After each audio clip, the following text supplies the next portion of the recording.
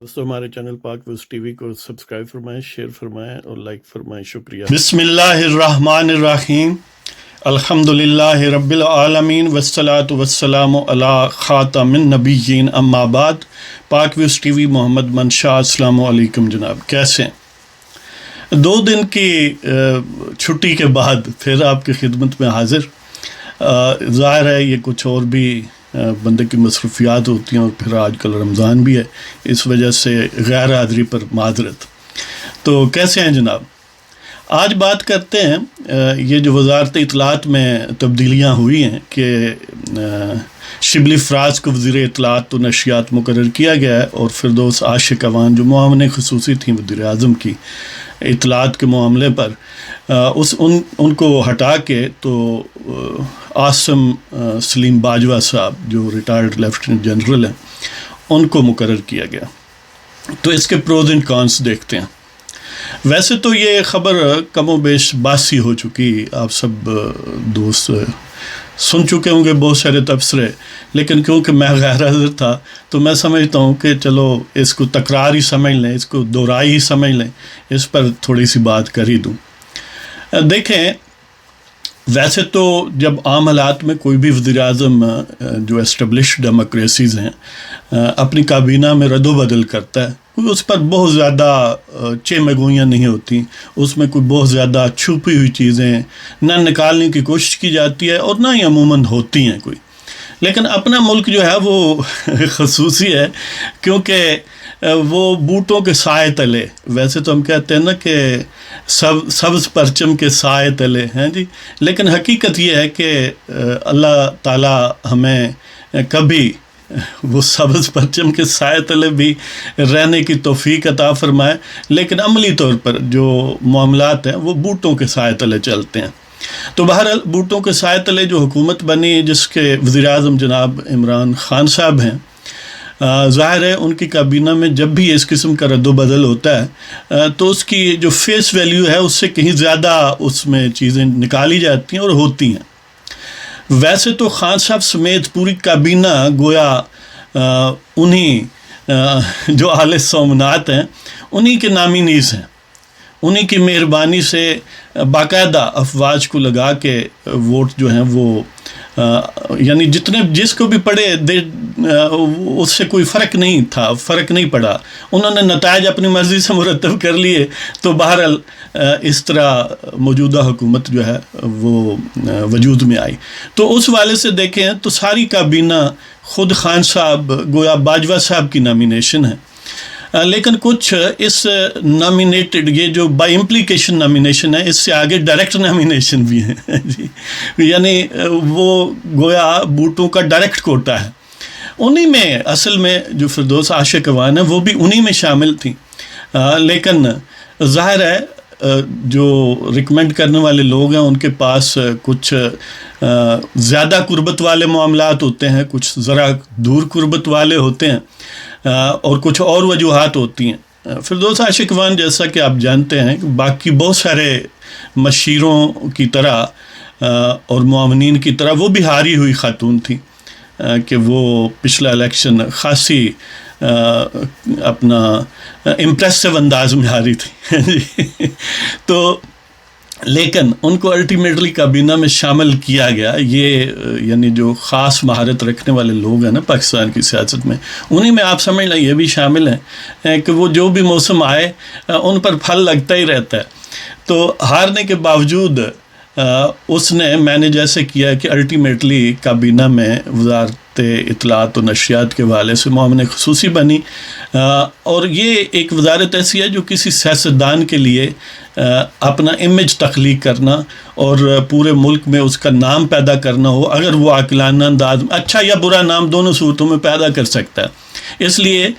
بعض لوگوں کے نزدیک یہ اچھی وزارت ہے، اور بعض پسند ایسے بھی ہیں جو نہیں پسند کرتے۔ مثلا اسی صورت میں یہ بھی سمجھا جاتا ہے کہ شبلی فراز کی جگہ شفقت محمود کو لانے کی کوشش کی گئی، لیکن وہ جہاں ہیں انہوں نے کہا کہ میں وہیں ٹھیک ہوں۔ تو بہرحال شبلی فراز کا آنا ظاہر ہے وہ ایک معمول، وہ کوئی بہت زیادہ اس میں انڈر لائنگ بات نہیں ہے، ایک سمپلی ایک جگہ تھی، اور ظاہر ہے وہ عام آدمی ہے پی ٹی آئی کی ہیرارکی میں یا سٹالورٹس میں، تو اس لیے ان کو بنا دیا گیا، اور وہ ویسے بھی سینٹ میں گویا قائد ایوان ہیں حکومت کی طرف سے۔ لیکن عام بات یہ ہے کہ جو سلیم باجوہ صاحب ہیں، عاصم سلیم باجوہ صاحب، آپ یہ تو جانتی ہیں کہ باجوات علاقہ ہے ایک باقاعدہ، یعنی ضلع ناروال اور سیالکوٹ کا کچھ حصہ جو ایک طرف جموں سے یا جموں اینڈ کشمیر کی وہ جو لائن آف کنٹرول ہے ان سے ملتا ہے،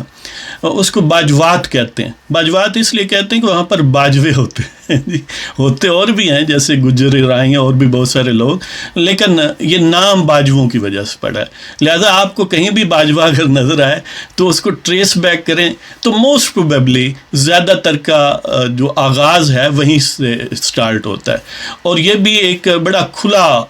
یعنی ایک انفارمیشن ہے، کھلا راز ہے کہ اسی برادری میں ایک مخصوص جو ٹولہ ہے جس کا آج کل ذکر مائنورٹی کمیشن کے حوالے سے بھی ہے، اس پر بھی ویسے علیحدہ ایک ویڈیو اپلوڈ کروں گا اس کے بعد، تو اس سے بھی یعنی وہ جو باجوات ہیں نا ان میں بہت سارے لوگ جو ہیں وہ اس خاص ٹولے سے تعلق رکھتے ہیں، کوئی اللہ اعلان رکھتا ہے، کوئی وہ کہتے ہیں انڈر کور ہے۔ تو بہرحال یہ جو عاشق وان صاحبہ ہیں ان کا علاقہ جو ہے جہاں سے یہ الیکشن وغیرہ لڑتی ہیں وہ بھی باجوات ٹیریٹری کے حصہ یا اس سے اٹیچڈ ہے، اور جب بوٹ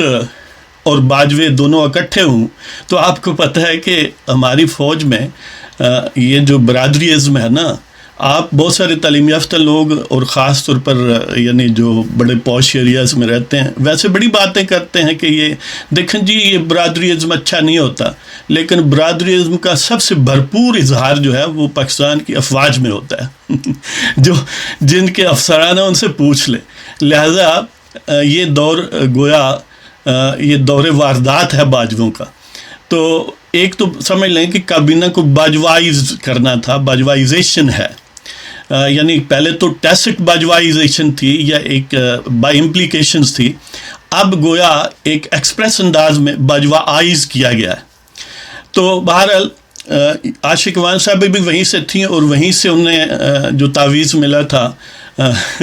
جہاں سے تعویذ اب لے کر عاصم سلیم باجوہ آئے ہیں وہیں سے وہ بھی لے کے آئی ہیں، لیکن ظاہر ہے تعویذ کی بھی پوٹینسی ہوتی ہے، تو اس تعویذ کی پوٹینسی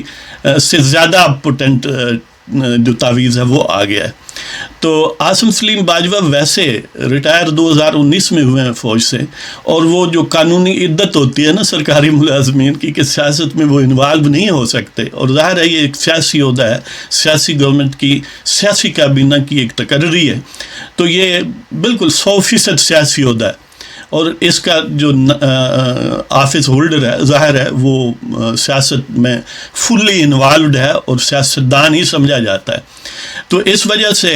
وہ آئینی عدت نہیں پوری کی، مدت میں نہیں اس لیے کہہ رہا کہ آئینی عدت کہہ رہا ہوں یا قانونی عدت کہہ رہا ہوں کہ وہ جو سرکاری ملازمین کو پوری کرنی چاہیے عاصم سلیم باجوہ نے وہ پوری نہیں کی، اس لیے کہ جب بوٹ ہوں تو عدتوں کو کون پوچھے کہ کون قانون اور آئین کو دیکھتا ہے، اور ویسے خان صاحب تو آپ سمجھتے ہیں وہ جو حقیقی عدت ہوتی ہے یا عقد وغیرہ ہوتا ہے اس سے بھی کوئی زیادہ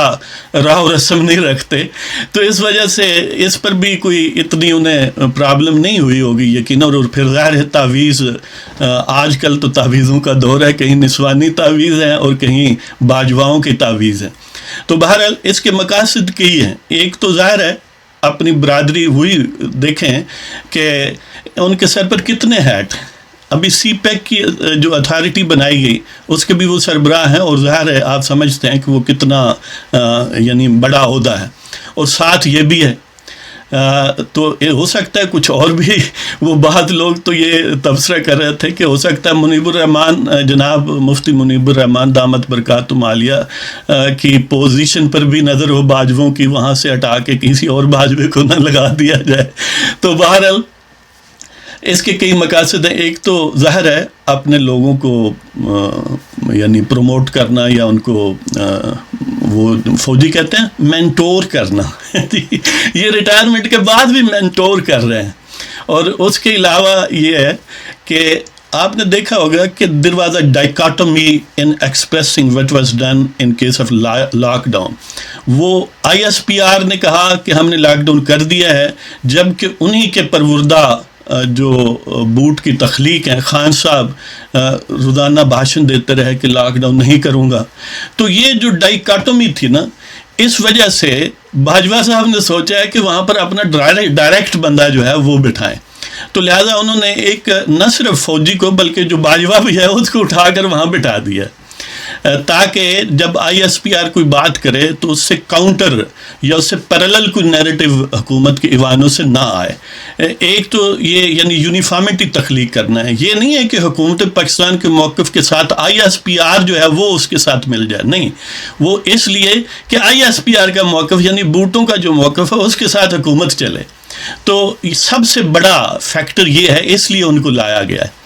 تو لہٰذا ایک تو ظاہر ہے اب حکومت علیحدہ نیریٹو بیان نہیں کرے گی، جو GHQ سے آئے گا اسی کے مطابق یہاں سے بھی سر وہی ہوں گے اور وہاں سے بھی سر وہی ہوں گے. اور پھر یہ ہے کہ براہ راست کابینہ میں جب ایک شخص بیٹھا ہوگا جس نے ابھی عدت بھی نہیں گزاری، تو اس کا ظاہر ہے اپنا ہی مزہ ہے. اس کا اثر رسوخ اتنا ہوگا کہ یہ چھوٹے موٹے معاونین جو ہیں وہ چوں چاں نہیں کریں گے. اور وہاں پر بھی ڈسکشن جو ہے اس میں کسی یعنی کوئی انڈائریکٹ بھی بات جو ٹیسٹلی بھی کہی جا سکتی ہے وہ بھی نہیں ہوگی. اور پھر وہاں پر بھی فیصلے جو ہیں وہ بالکل بوٹوں کے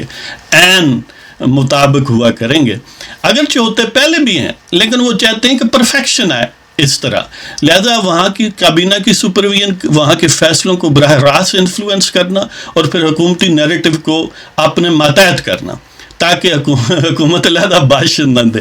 تو یہ یعنی اس کے اغراض و مقاصد ہیں،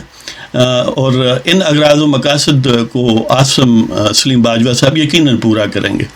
تو اس کے ساتھ ہی آپ کی اجازت چاہتے ہیں، اور اگر آپ کو پروگرام پسند ہے تو سبسکرائب کریں، شیئر کریں اور لائک کریں. اس کے بعد جو پروگرام مائنورٹیز کمیشن کے حوالے سے اور ٹولے کے متعلق وہ بھی ضرور سنیں. خدا حافظ.